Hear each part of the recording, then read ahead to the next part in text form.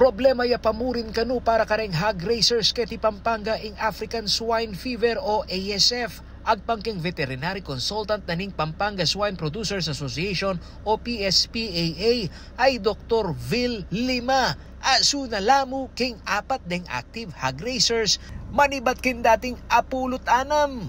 Ing sangkan melugi la ring aliwang negosyante kaya rirang may pesti reng karelang sese. At uling ditak na lareng player king hog industry at sunamo kanukin 20% deng locally produced pork meat products kareng palengki at keraklan imported na lakanu. Pauli na nini in dating 195 pesos kada kilo at sunaking 225 kada kilo ing farm gate price ning babi.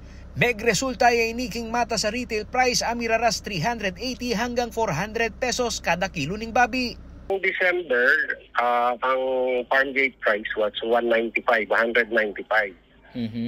So, after December, January, nag-start ng tumaas. Currently ngayon, 225. Bigla kasing tumaas kasi wala nang baboy na tawid dagat.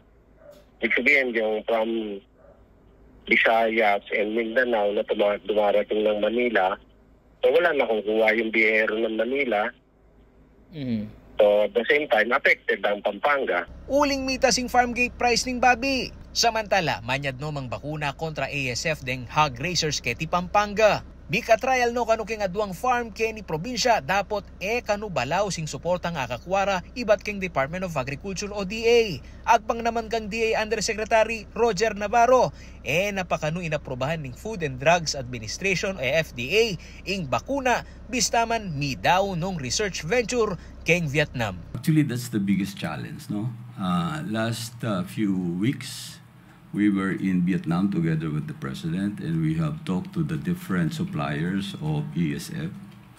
And unfortunately, in the country, we have vaccines already, but it is not being approved by FDA. That's the challenge of DA.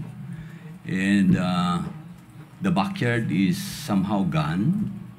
And we need to manage our ESF cases by way of really accessing to the supply of vaccines. No? So that's really one of the challenges that we have right now. Yes.